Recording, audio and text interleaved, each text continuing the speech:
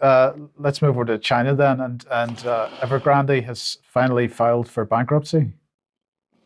Yeah, so just a little overview of what's happening in China. Evergrande, as you say, is filed for bankruptcy, Chapter 15 bankruptcy protection in the United States. In addition, another Chinese property giant, Country Garden, is in trouble.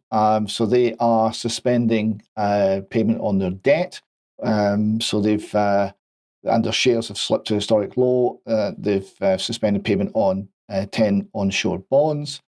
And just to give you a size of the scale of that, Country Garden had 1.4 trillion yuan of liabilities and expects to have a net loss of between 45 billion and 55 billion yuan for the first half of 2023.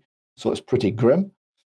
This is now reaching the very highest aspects, the top level assets in the property world.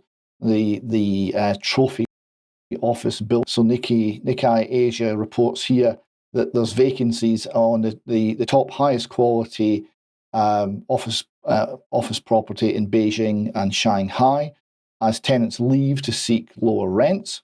They say activity began to cool down in the second quarter. And one of the owners of the buildings has listed a 93% fall in first half profits. Rents and occupancy rates will be under continuous pressure. And it's also affecting the housing market. So we have the Financial Times here talking about the drop in house prices, and they're saying secondary home prices continue to underperform with a consistent drop in both month to month and year to year. This has narrowed the price gap between new home prices and existing homes, and threatens to generate what they call Japanification, essentially a perpetual deflationary slump. Now, a couple of other things on China. China cut interest rates yesterday, I think it was.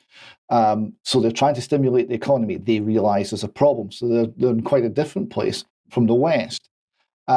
Chinese youth unemployment was, the last time they reported, an all-time record, 21%. 1 in 5 Chinese young people can't get a job.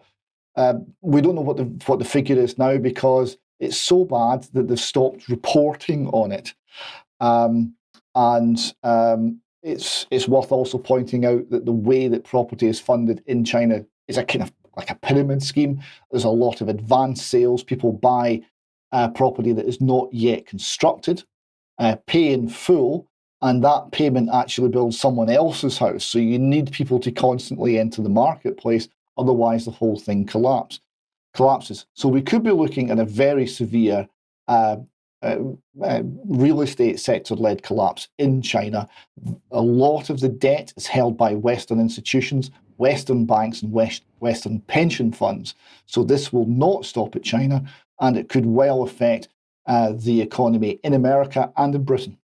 I would make the point, David, that in the United States, the commercial real estate situation is dire, with huge quantities of commercial property empty, no rents being gathered, and property being sold for a song, and people still buying it for next to nothing because they're dying to pick up what they think is a great bargain. So my question is, which side of the Pacific Ocean is going to go first? I have my suspicions the trigger might come from the United States, but I take your point that it's the situation not much better over there. We'll talk about that a little bit more in extra, I think. Now let's just come on